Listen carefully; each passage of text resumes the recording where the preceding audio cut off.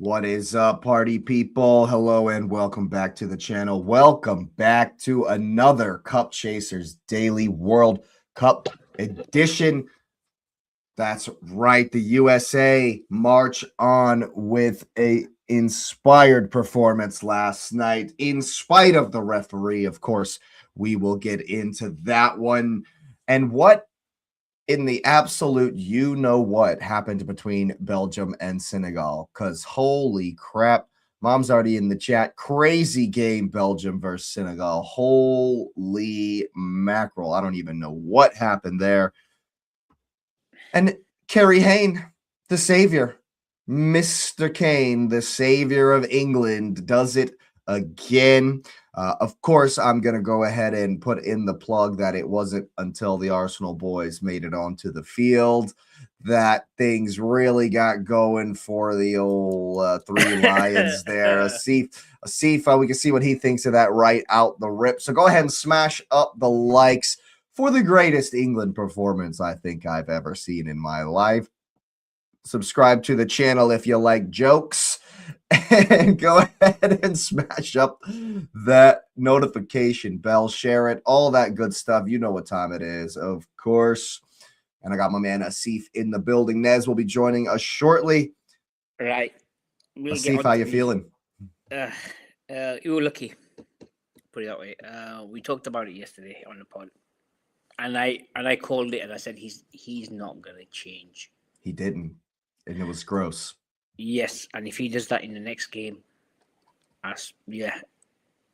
You're anyway, toast, man. If y'all play like that at the Azteca, no, he needs to be changing formation. He was too predictable, and we then after that they got the goal. We had to chase the game, and then we relied on individual brilliance, basically.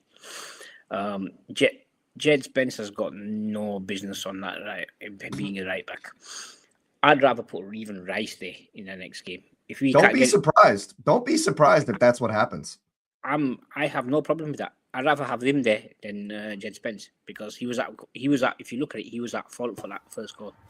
Yeah, he was. And Rice in 11 minutes of right back looked far better. Far better, yeah, exactly. I'm not happy with that performance. He should not be England starter. Simple as that. Well, does it solve the Rice can't play with Anderson in the middle debate? Because now you know who to drop from the middle. Just put Rice at right back. I have no problem with him playing at right back. I think he's a much better option than Spence. I mean, is Gordon going to get the start? Because Rashford was stinky. I think Gordon, when he came in, he did well. He did. He wasn't just staying on the wing. He was drifting inside. If you see one of those goals for Kane's with the assist, he actually drifted. He wants a starting spot back. I think he should get it. After that two stinky performances from Rashford, yes, he should get it. For the next game, he should get the nod. Also, Madueke, he was stinking up the pitch. I mean, I've told you about this guy.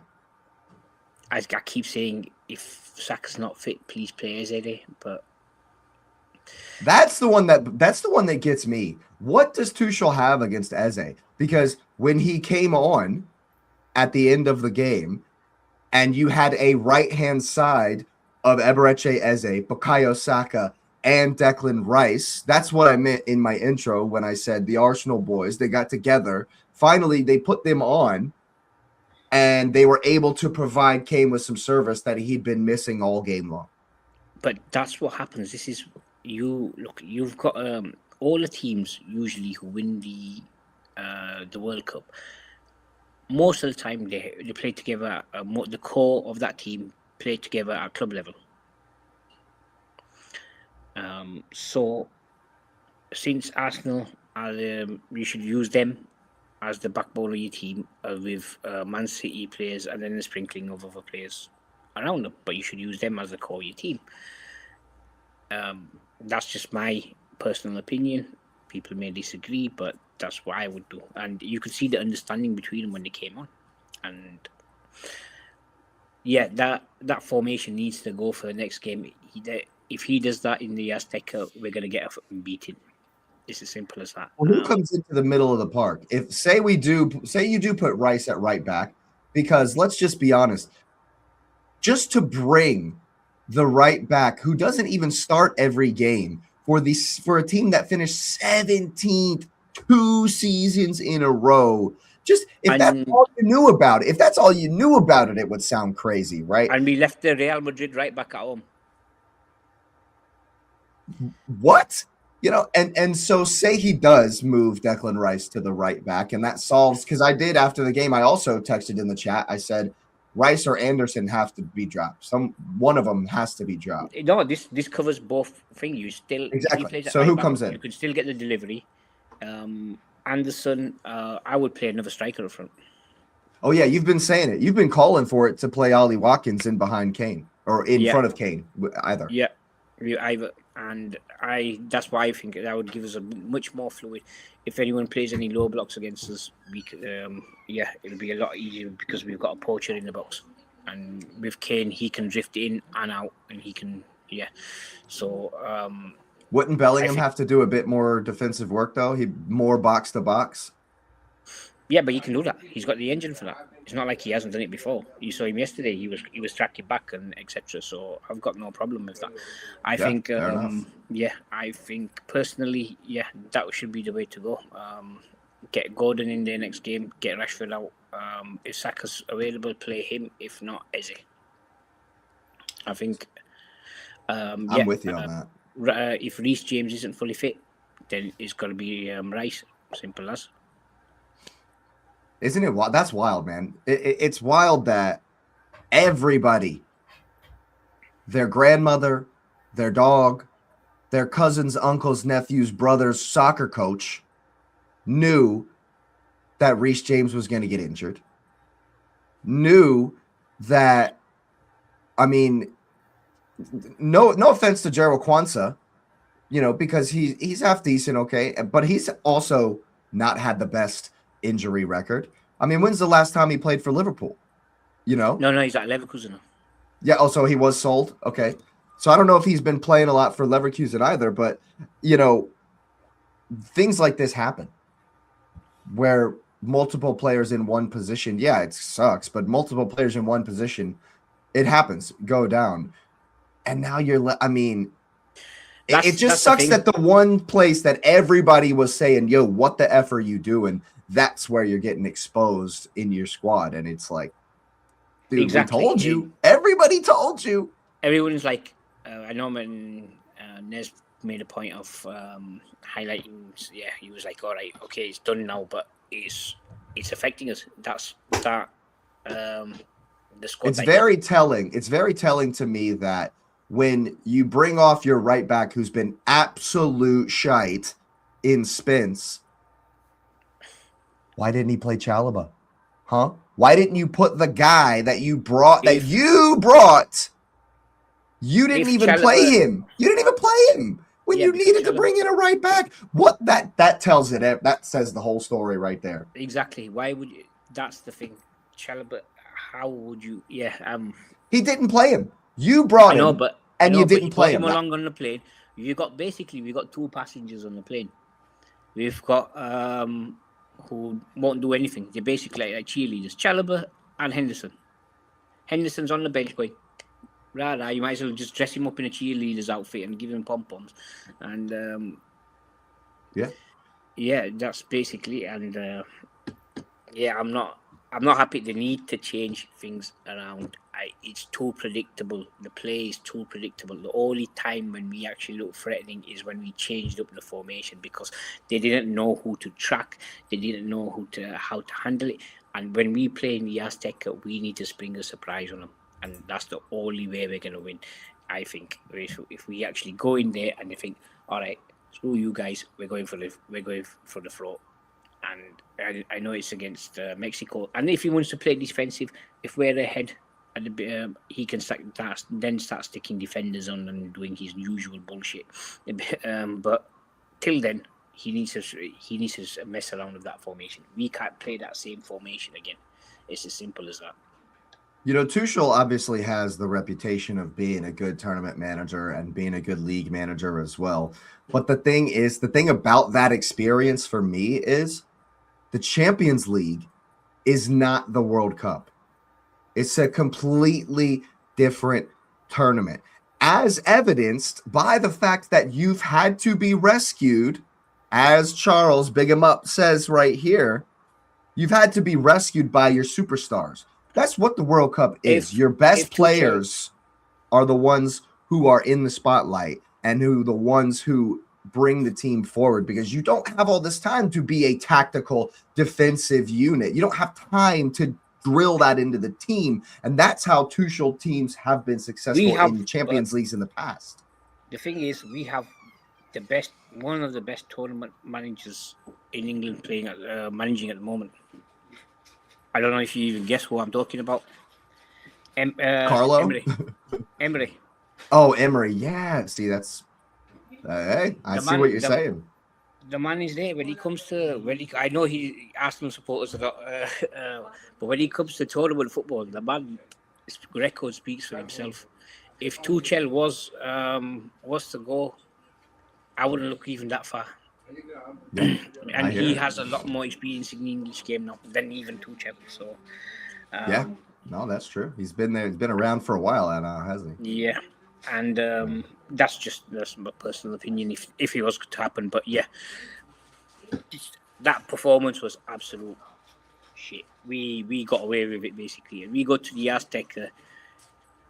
The cartels be handing notes out. Yeah.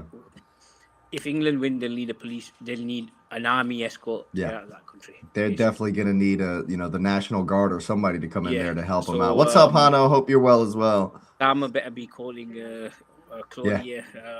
I forgot her surname in the Mexican president and saying, please get some security for my guys if they don't manage to win. For real. Needs to win. With that record. That's a big if. That's a big if. What are you saying, Nez? I mean, I love how that started. they won, man. I look at it, and you guys made a couple of points that I think are interesting. I mean, we did make the point the other day, and kind of discussed it. Hey, man, they looked rough. They look really, really rough. But while we can criticize the manager, all rightfully and justly done. He did make adjustments. The team got what they needed. Yes, Harry Kane did what he needed to do. But to your point, like you both mentioned about Rice playing right back, it kind of goes to the point that we discussed yesterday, because then Stones came in for Rice to play right back. Like they have a fix. So again, and it's not to poo-poo who's not here, because I agree. There's like you're not going to catch me saying Trent shouldn't be here, Foden or Palmer shouldn't be. Hey man, there's guys that should be here, but right now the tournament is what you have. Like you have to, if you're the manager and I'm cooking soup, and the soup I'm cooking is supposed to be the best soup, I can't go get ingredients that ain't even on the continent with me. So at the point, you have to say these are the ingredients, and what he's done, even though it's his fault, is he's found a way to take the ingredients he has and make it work. So is Declan Rice the right back because it then essentially does the three at the back that we were talking about yesterday? Yeah. Or is John Stones there where you can, the stuff we talked about, he did.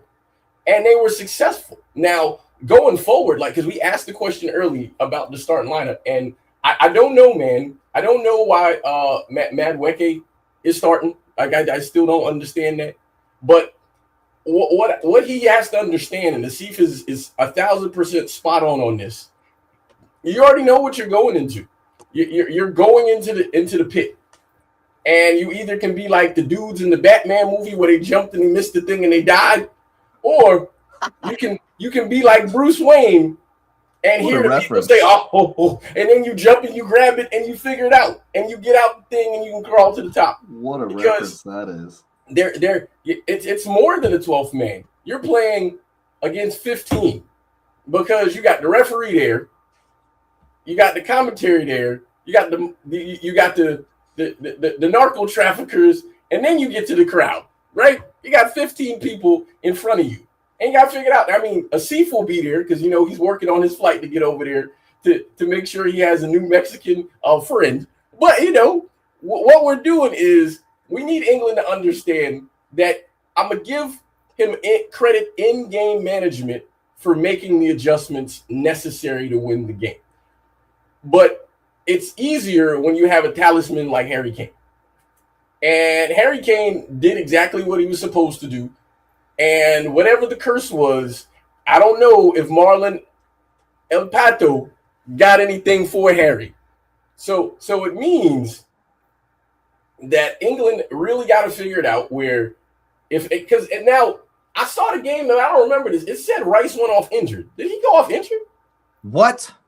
Yeah, that's what I'm reading because I watched the game and he had his did some have. Yeah, I'm reading. It says following a grim, crampy spell, Rice makes way for Stones to fill in their right back, but it says he's hurt. Now I don't know. I'm looking at it and I'm like, there's no way he was hurt, right? Oh man, he's got an ice pack on the back of his leg. Okay. But to the point, we talked about this yesterday. Yes, Spence is not your guy, but literally John Stones came in there. So you have an answer.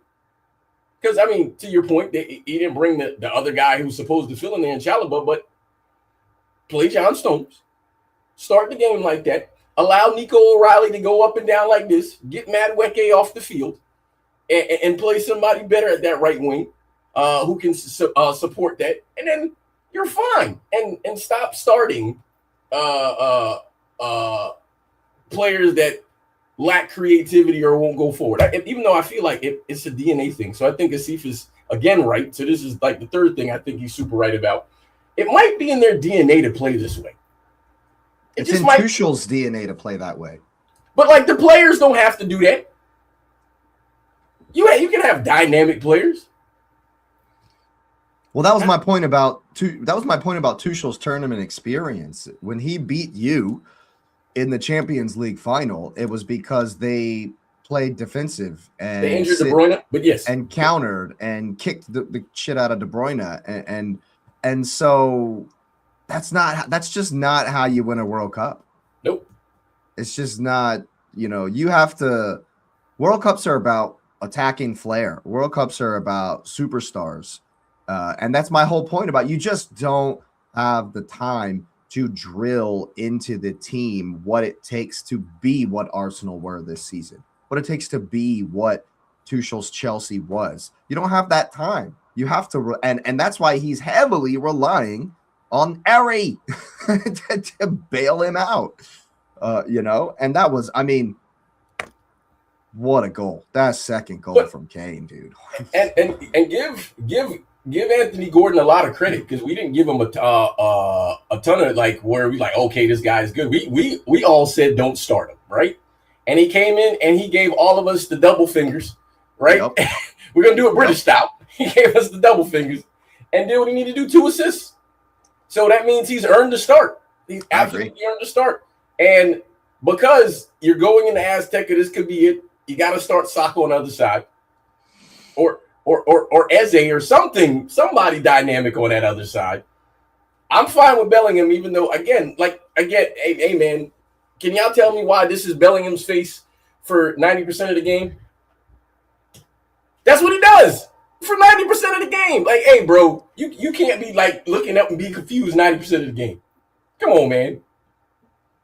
Come on, man. I think if things aren't going well and England aren't in the ascendancy and comfortable, his brain, it just doesn't compute in his brain.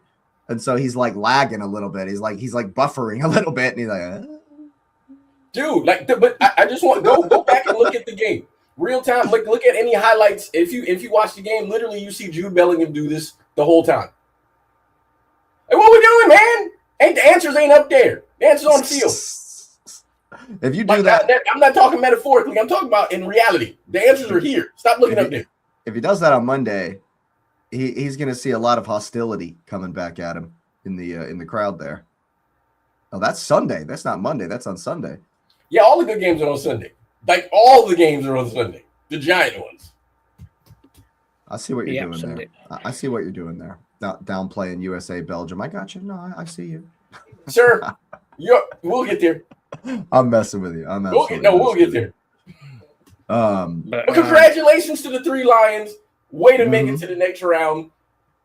I honestly think that what he should do, and this is an objective, unbiased opinion here, and the first thing I say is going to prove that. He should drop Rice, man. Right? Rice coming off with a little bit of an injury, even if it's any kind of concern. We know Rice is like the most tired player that anybody's ever been. Yeah, on the team. And there is an issue, a clear, obvious issue in the midfield.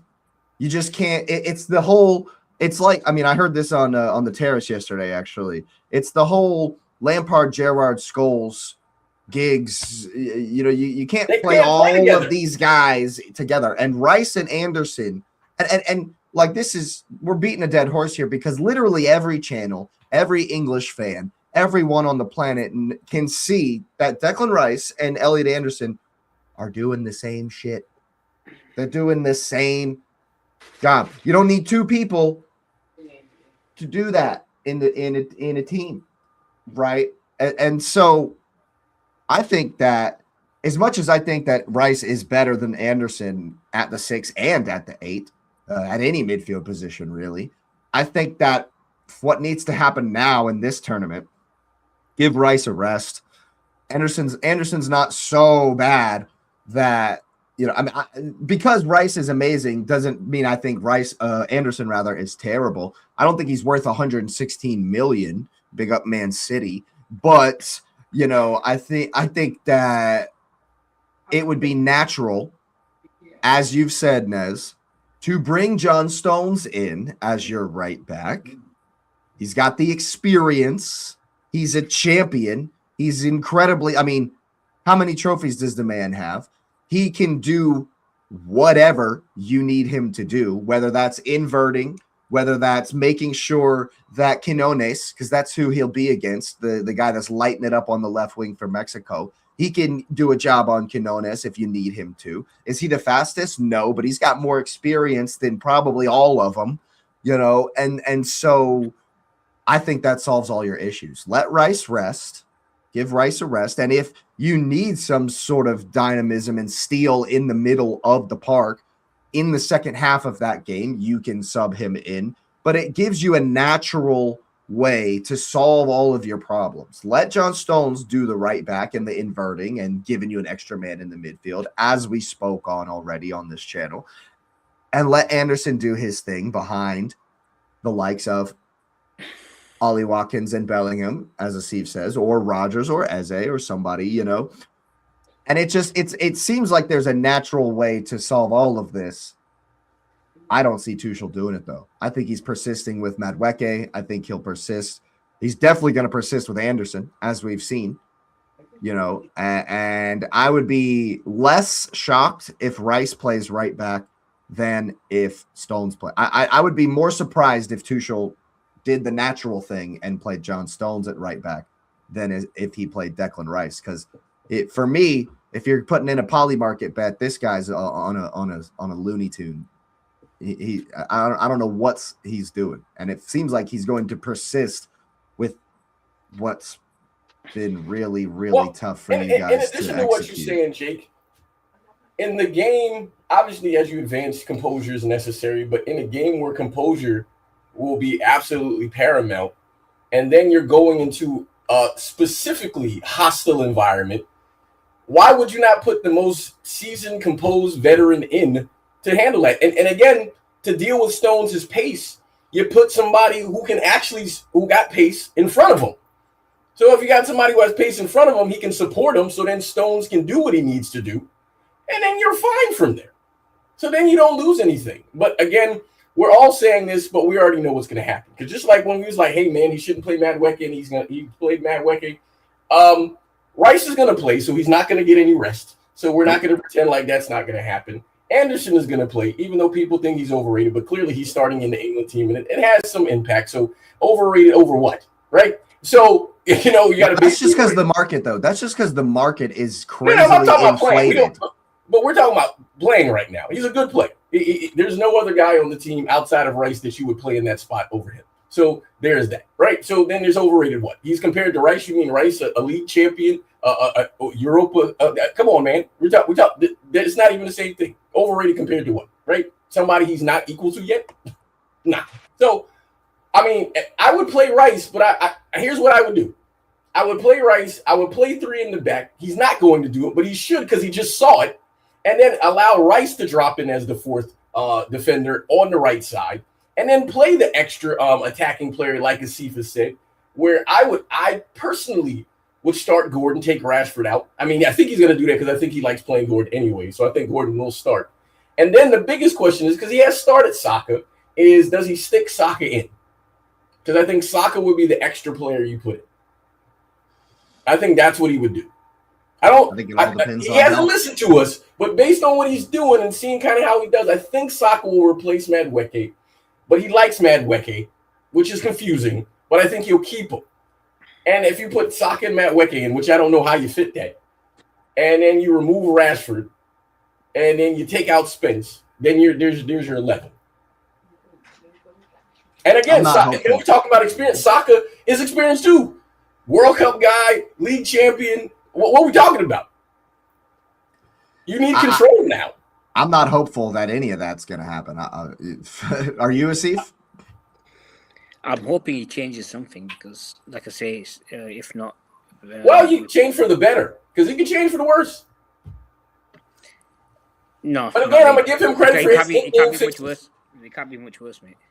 His in-game fixes have been great. It could always be it could always be worse, you know. You could always be going. You could be going home. But it's everyone knows. It's like most of them know they figured out our tactics. What's the point in playing now the same formation again? It's stupid because you saw how even Congo found us out and basically 7 minutes into the game they found you. Yeah, exactly. They knew how we were going to play and how we set up.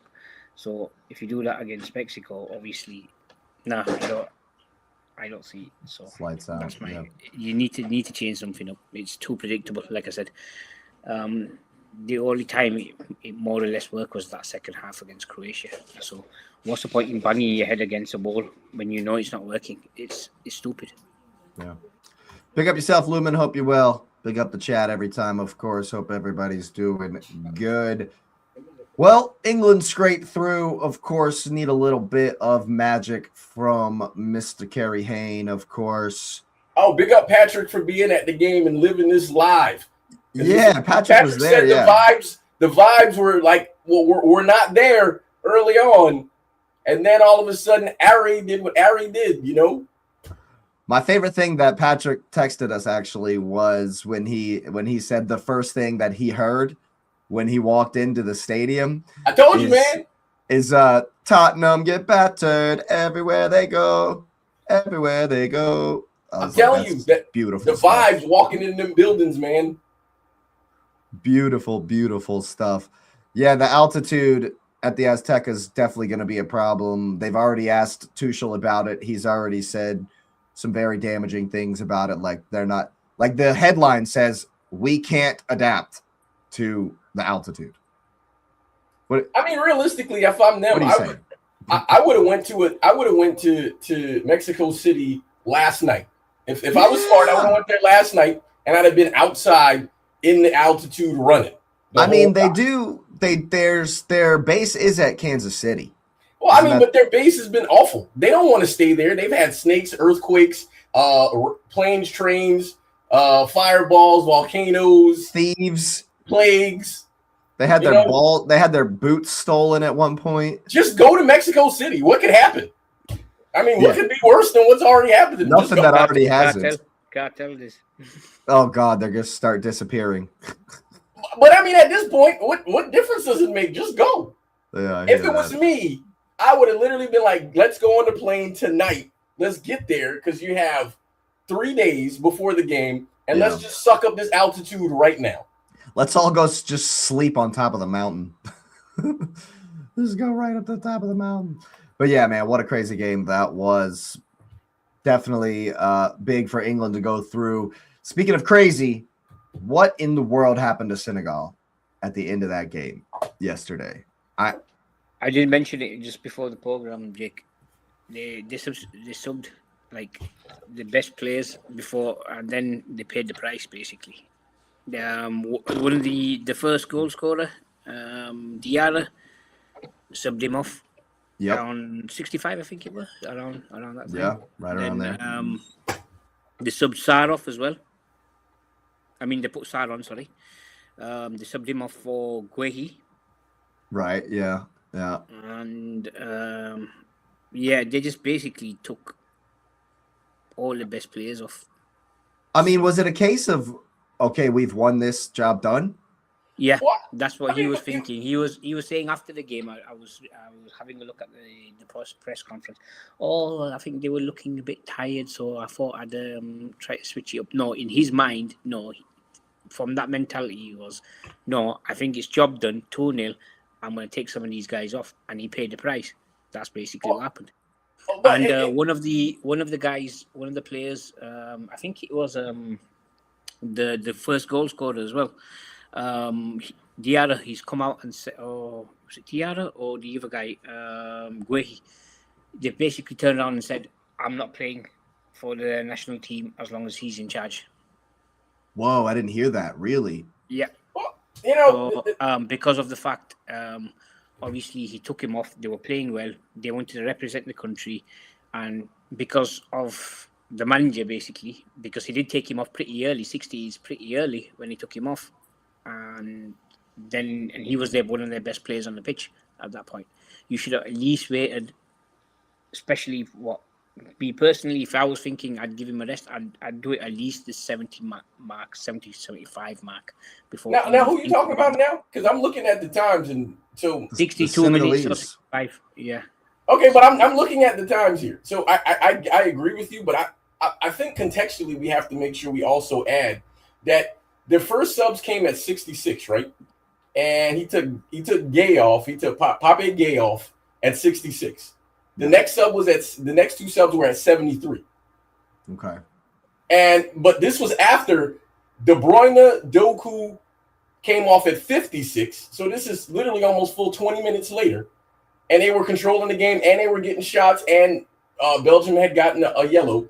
And then Belgium made 3 subs. So they made 4 total subs by the 63rd minute. So if I'm looking and I'm the manager, because we gotta count for the players a little bit too. Belgium made 4 subs. You took two stars off before the 60th minute. By the 60th minute, you made 4 subs. They only have 1 sub, and they just got a yellow card. At the 66th minute is when they make their first sub. And again, it was Camara who came on. So you're like, okay, that's 1 sub. And then the next subs came at 73.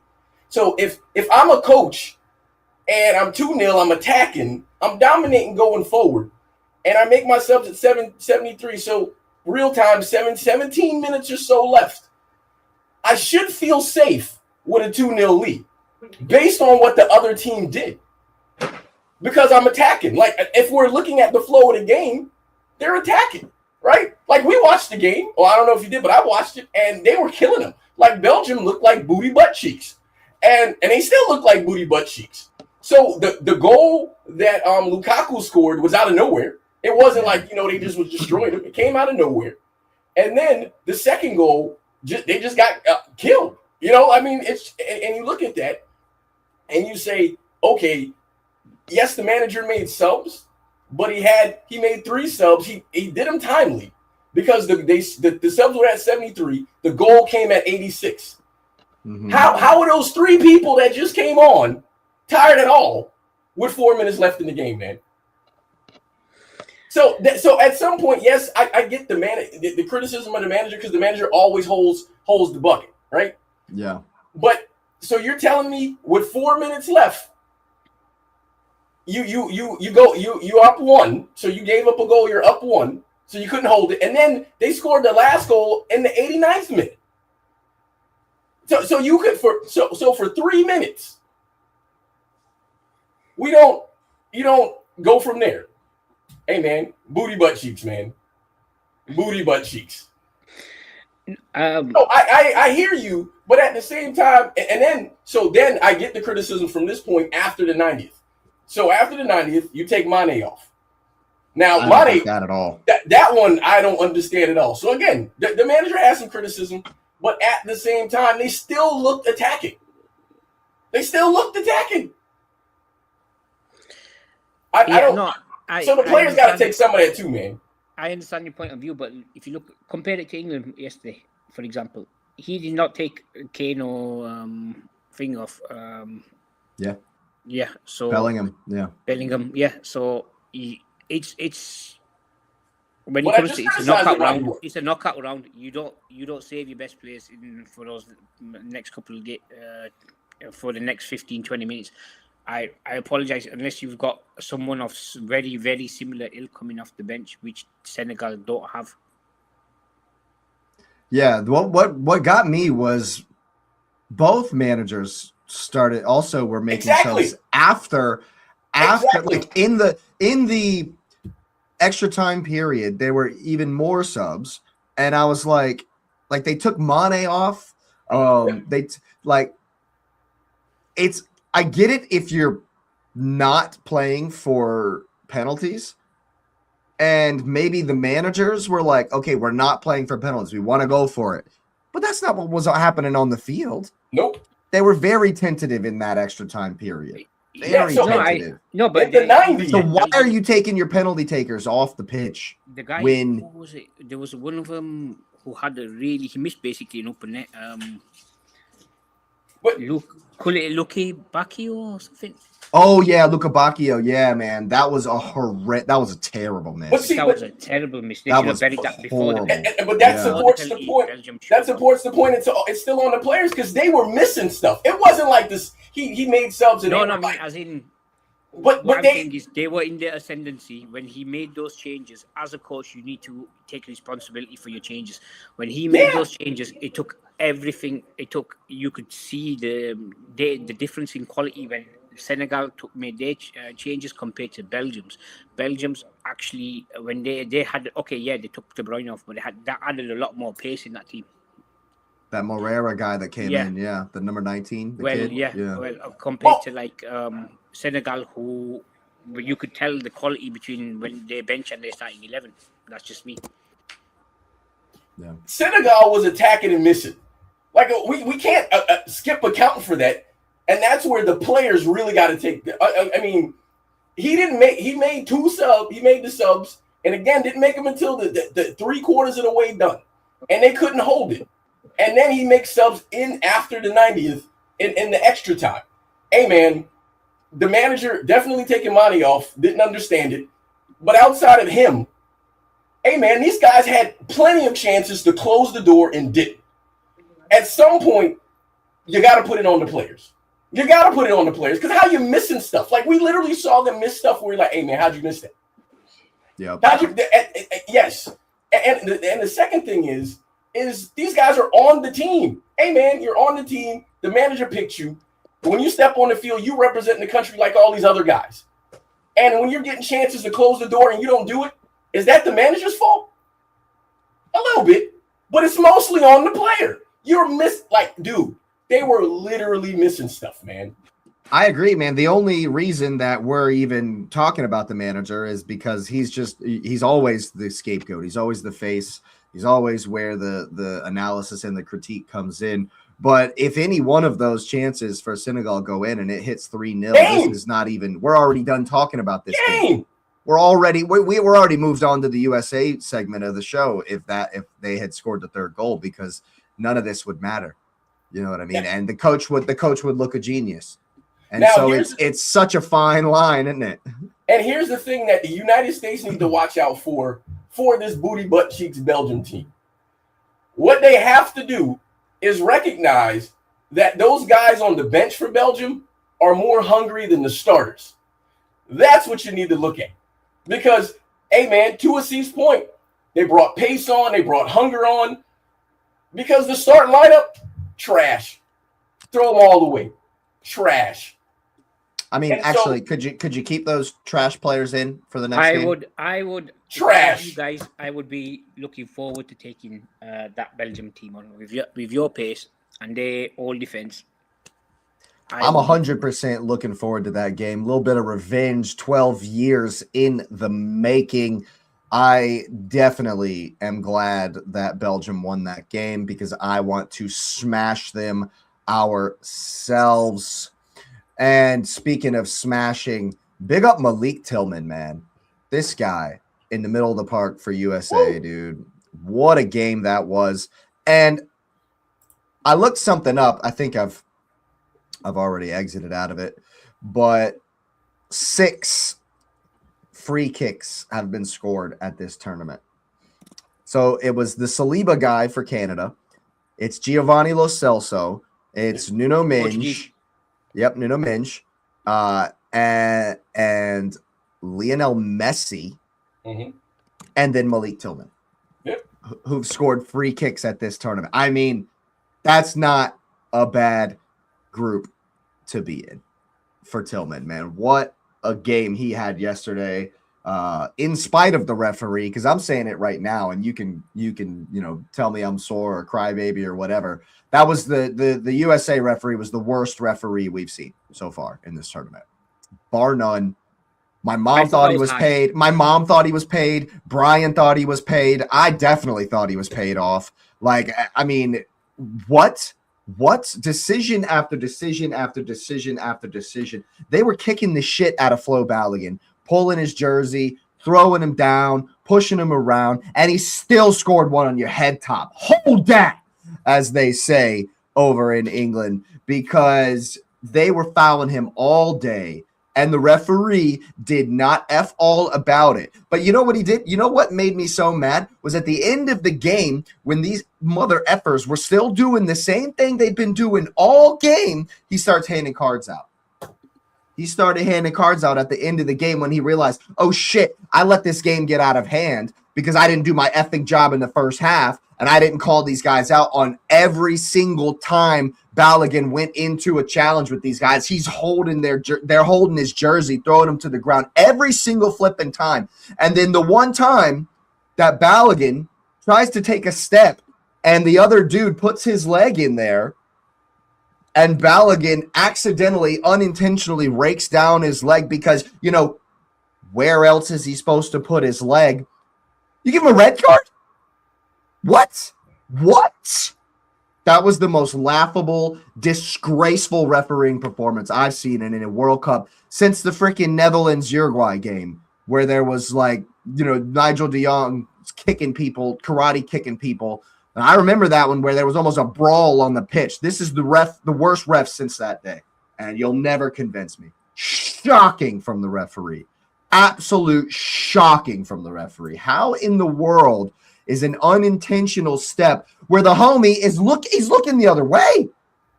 Balogun's not even looking at the defender.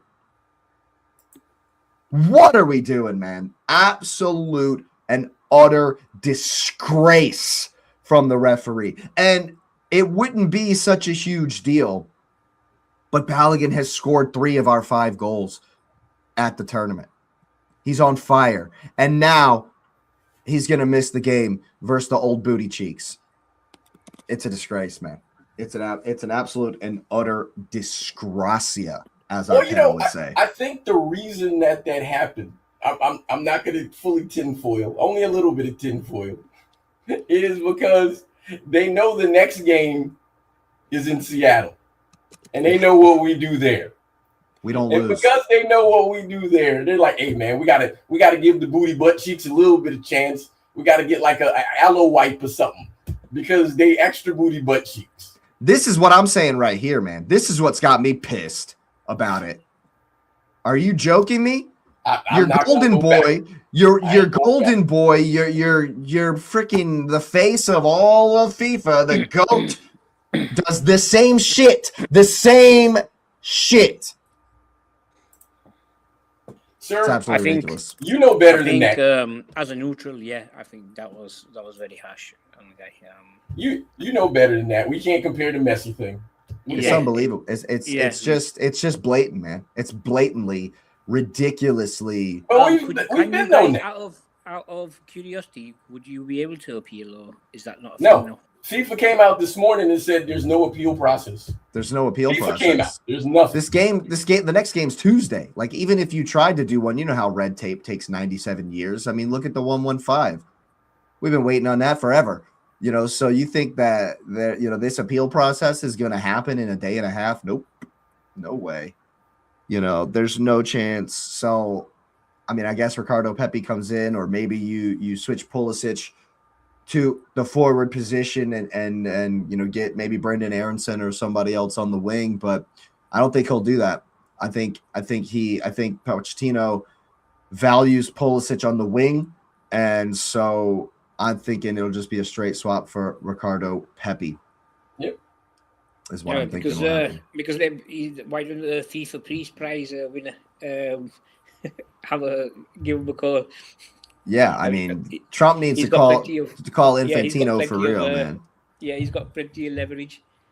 And was it one of you guys that sent me the thing that where when the Netherlands got scored on, Infantino looked mad when they won, and he looked mad. He was after the penalty, Jake, because I sent it to you. It was. Did you see him after this red card? Grinning ear to ear, shit-eating grin. This guy, SC, it was a poor tackle, but you're going to sit here and really tell me, he deserves a red for that. He deserves a red for that. You can't. You can't honestly tell me that was a red card challenge, especially if you don't think Messi's was a red card challenge. It's unintentional. Look, don't take my word for it. Go listen to Thierry Henry. You don't have to take my word for it. Just go listen to Thierry Henry, probably one of the most respected pundits that's doing it right now. You don't have to listen to me, because Henry's saying the exact same thing I am. The exact same thing. Where's his leg gonna go? Where's he supposed to go? It's called gravity. It's not a serious foul play like my man was trying to hurt somebody like he's Rodrigo Bentancur. Okay? That's not what it was. SC. Hey man. Don't count us out. You can't ever count us out. I guess, when we come up against France, supposing we beat Spain. So there's a conversation there. But I mean, I think we can beat Belgium without Balogun. I think we can. I definitely think we can. Bosnia were not threatening at 11 players. They became less threatening when they went to 10. Yeah, well, because, we're a better team. And we played better. And, we actually came out and wanted to win the game. And to Bosnia's credit, I will say that they did press at times. They did press a little bit higher at times. And when they did, we cut them apart. And there was space everywhere in the middle of the pitch. Henry's comments definitely spot on. Looking at the looking ahead to your game again. He froze. He did. Hey, but also Mark Clattenburg said it. Mark Clattenburg is a former referee, former head referee. So that he was like, there wasn't a red card either. But here's the thing, and to SC's point, it's like, I mean, how do you have to go? Like he said, well, he said he shouldn't have tackled like that, but he was going for a 50-50 ball. Like, I mean, how else do you go into it, right? Like, if you're going in there, you're going for it. Like, I got to be like, oh, well, let me not go in too hard on this for this ball I'm trying to win. Like, how else do you go in, right? Yeah. Like, and again, what else is he supposed to tackle him? Like, his foot was in the air and it had to come down. Like, what? Because I mean, the alternative is that he hurts himself, and if he hurts himself, then what? I mean, so it's. I'm gonna look at it like this. I think face is killing me. That is funny. It was harsh. We won the game, and we very much so are in the Belgium game, because you never know who's going to show up in the next one. But the in the Hunger Games scenario, the odds are in our favor because we're in the stadium that we win in, and we have a replacement where the core of the team is still there. So I just, I think we'll be fine because the other thing that matters is we won a game without Captain America, and we can win one without Florida. So we've already felt the adversity of being out without one of the top players in the team, and so since we have like muscle memory of that, I'm gonna give them credit for that, and I think they'll be fine. Go ahead and see pick up where you left off, man. No, just talking about the Belgium team. They looked much better once De Bruyne went off, and they had some of the younger players on, and that might be something that they should be looking into going into the next match. I thought they looked much more dynamic going forward. Once I'd keep Doku, and I would definitely make some changes to that midfield. But that's just a personal thing. But I thought they looked a lot more threatening with that pace in the midfield instead of the and Trossard. Yeah, I thought the play going through him instead of De Bruyne looked a lot better. Yeah, I mean, if that's the midfield, that's a really slow midfield for Belgium. Weston now we McKennie's not good. pace, We want Tyler them to keep Adams. the legacy. Yeah. Hey, play the wrong striker too. Don't play Lukaku. Hey, do everything you did in the last game. No, I'm just playing, like I say, I think Lukaku looked a lot better than as a sub, yes. De Ketelaere started. Yeah, that was. Yeah. He was. Yeah. Please do that again. Please do that again. I would love that. From Lou, he was cheeks. So. Yeah. But hey, respect to the U.S. national team and the U.S. national team fans and supporters. They were there in full voice, and they won the game that we all thought they could win, and they were very convincing in the game. Everybody who needed to step up, stepped up. I think one of the things that's really benefited this men's team is specifically talking about Pulisic being out, talking about Balogun missing the next one. And we talked about this a little bit in the last one. While, Christian is recognized as the best player or the leader of the team, what I love is the fact that there's a fair debate that is he the best player on the team? And that's good because that means the team is balanced now. And with balance, you go forward so it doesn't matter who misses because we're fine. Yeah. Keep going for a second. I'm gonna fix my flag. Yeah, so hey, Asif. Looking at because now Jake's not here, we can talk about the shithousery stuff that we talked about. Looking at the crowd, right? So was there anything in the crowd that was worth looking at? Because I feel like it was missing, and I feel like today got to make up for it. Why are you muting yourself, man? I ain't muting you. You muted. And now he's left. I don't know what's going on. It's a crazy stream we got this morning. It's all happening here on the Cup Chasers Daily. But the crowd, now I'm playing in the crowd. For Charles on this one, I do think Ricardo Pepi will step in, and it might be a like for like. But what we also could do is move Pulisic forward and play Gio Reyna as our right winger, or we could play Gio striker. He could play false nine. Absolutely could. I think that's what he's going to do. He seems to like Gio. I think Gio, but I think it'll be Pepi because Pepi came in as the sub in the game, right? Yes, he did. Yeah, I think it'll be him. Yeah, I think so as well. But other than missing Flo, I like our chances, and I'm definitely excited about that one. Sleepless in Seattle. A stadium where the United States have never lost a competitive match. So we'll definitely have. And a lot of stuff. The literal definition, like that's where the 12th man came from. Yes. But the other thing is that a lot of things are being broken. For example, he said the U.S. hadn't beaten a European team and whatever. Well, next. I mean, we beat Bosnia back in like 10 years ago. But we haven't beat one in a long time. So, next, what's the next thing? The United States hadn't made it to XY. Next, let's go. I'm pumped about a chance for some revenge for that Timmy Howard performance versus Belgium back in 2014. And a certain KDB scored the only goal that day. So I'm definitely looking for a little revenge on him as well. Well, this was nice to see. You know, my he's buying in too.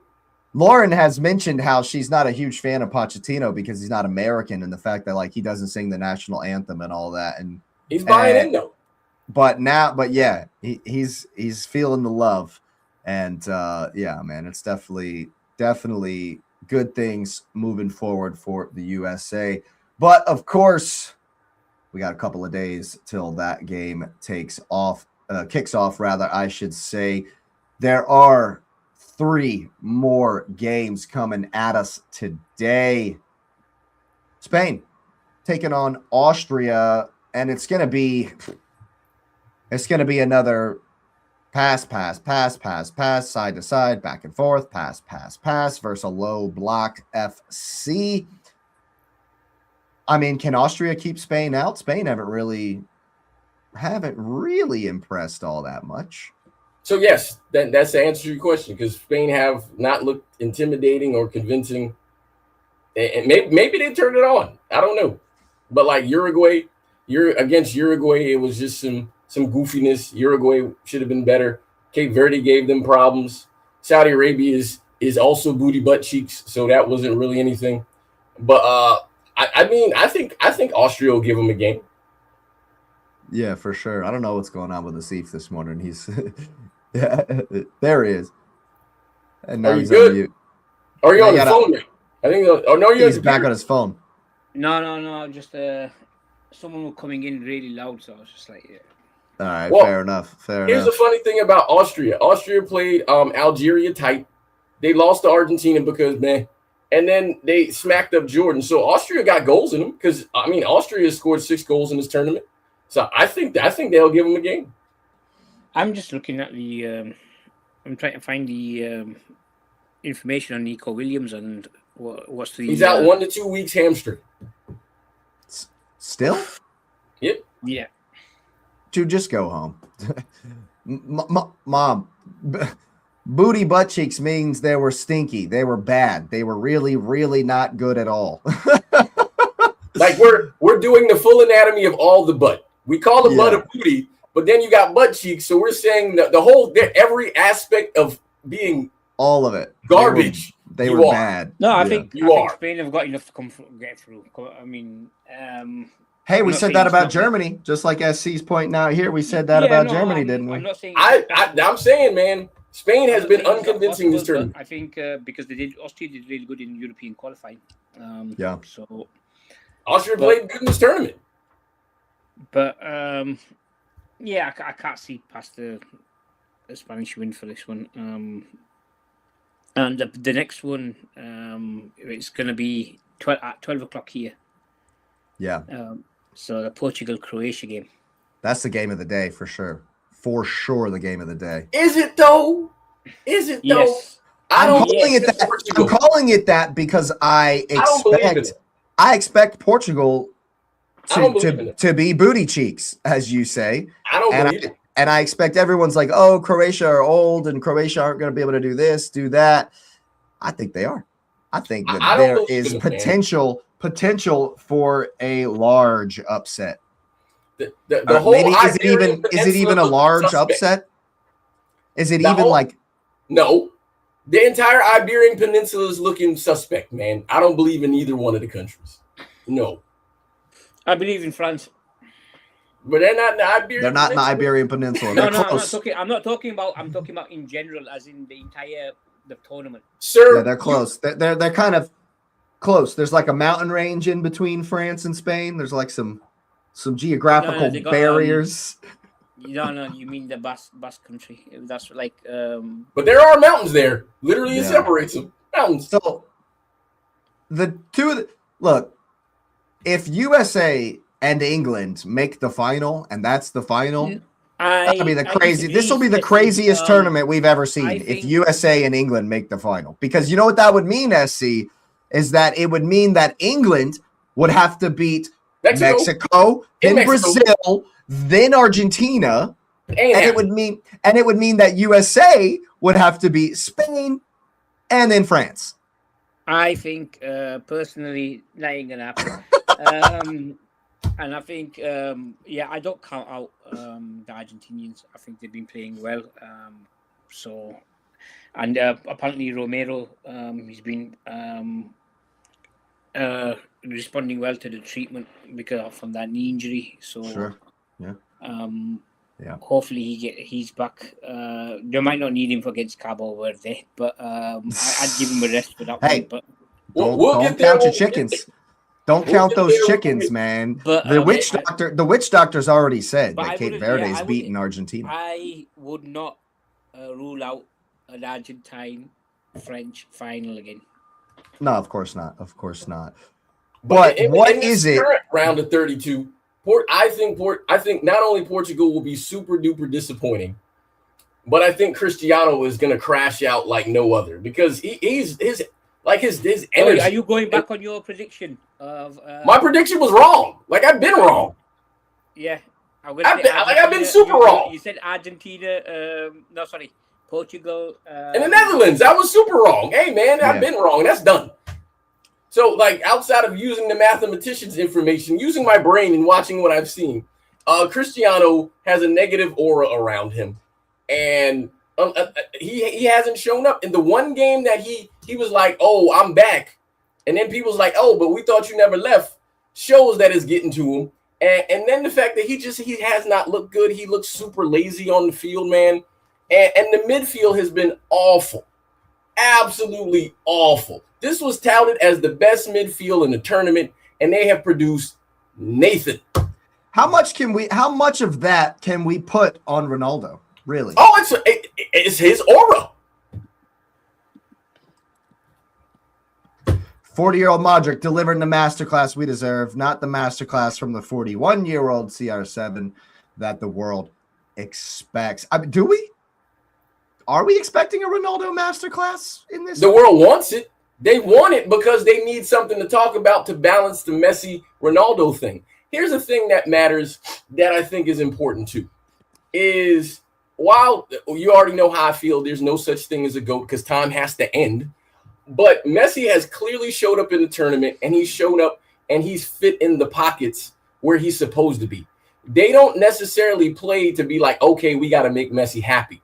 What they play is, okay, we know what's strong around him, and we'll play that way and match that while everybody else is involved.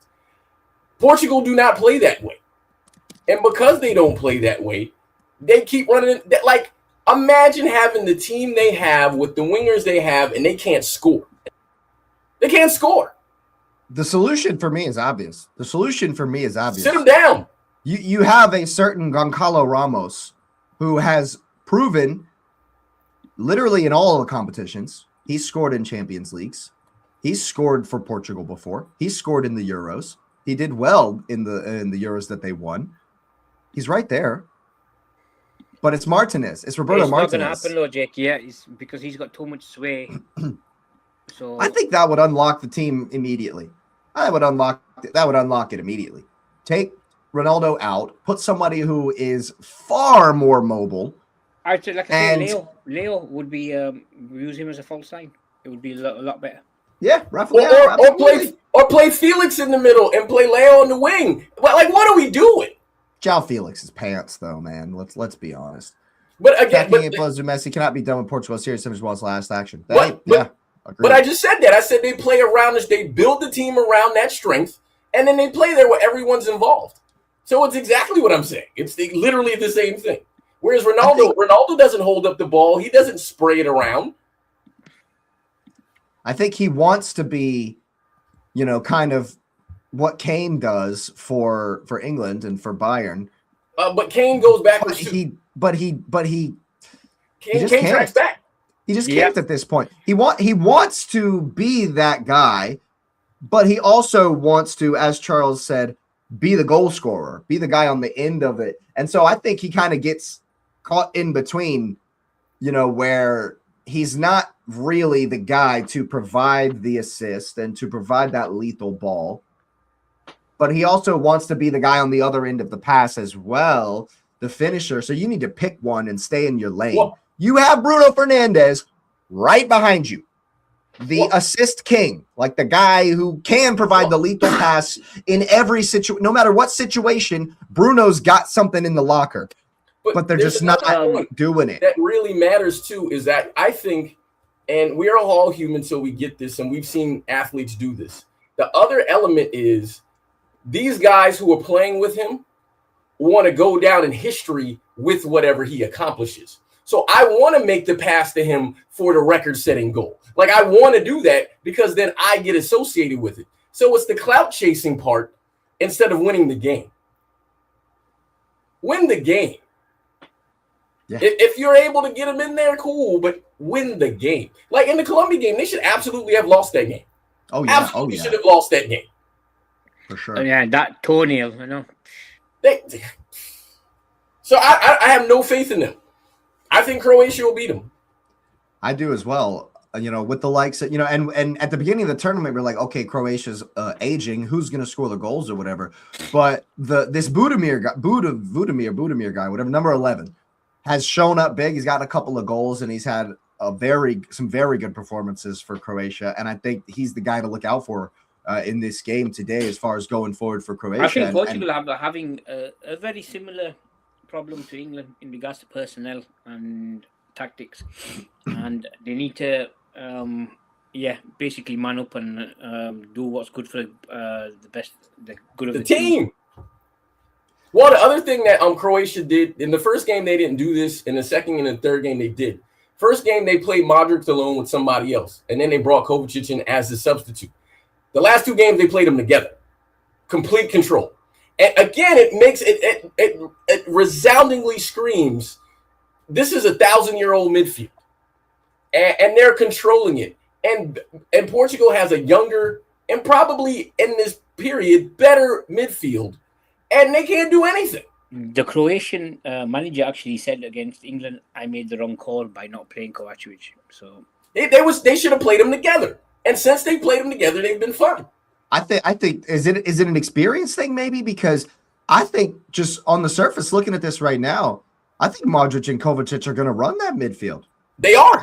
I just haven't seen it from Vitinha and João Neves like together. I just haven't. They produce for Paris, but I haven't seen them do it. This ain't Paris for Portugal. We just haven't seen Paris, Texas maybe, but not Paris, France. We've definitely seen Kovacic and Modric just straight run stuff. We've seen that for 8-9 years now. But I got a feeling tinfoil had dropped on my head for a second. What's going to happen is this going to go to extra time? It's going to go to penalties, and we all know what's going to happen. Oh my God! We all Ronaldo's going to hit. See, y'all know. I didn't even have to say it because the tinfoil is going through the internet. Ronaldo's going to hit one to the moon. Is that what you're saying? We know what's going to happen. Ronaldo's pin is going to join Harry Kane's on Jupiter. Is that? Hey, Kalshi and Foot Mob. He and Jonathan Tah. Ronaldo, you know what he does with it. No, the big bet on Kalshi, actually, the biggest bet for this game on Kalshi is actually whether or not Ronaldo's going to cry when they lose. That's an actual bet on Kalshi. And yes, he will cry. That's a big bet on Kalshi. If Portugal's World Cup ends in Ronaldo tears, that's like an actual line you can take. I would. The answer is yes. Yeah. That's very possible.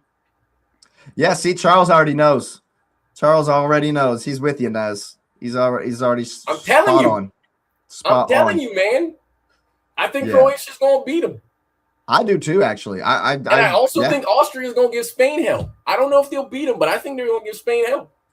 I think Spain will eke through, but it's going to be tough.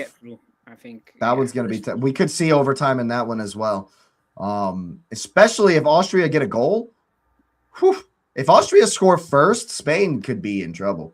I think Spain have got too much. I think there's just a bit too much know-how around that team. They do have the star power. Spain have the quality, the star power for sure. I just think because of the high pressing way that Austria play and with Spain keeping the ball, it's eventually Spain are going to get through.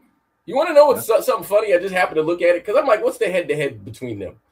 Austria, last time they played Spain in the World Cup was in 1978, and Austria won 2-1. Back in Argentina, sure. Yeah. There you go. There you go. We got one more, right? That only leaves the Swiss. taking on Algeria up in Vancouver. This is going to be a fun one too, actually. This is a good matchup. I can see goals in that game. Yeah, I feel like this will be Absolutely. open. I feel like this one will be open.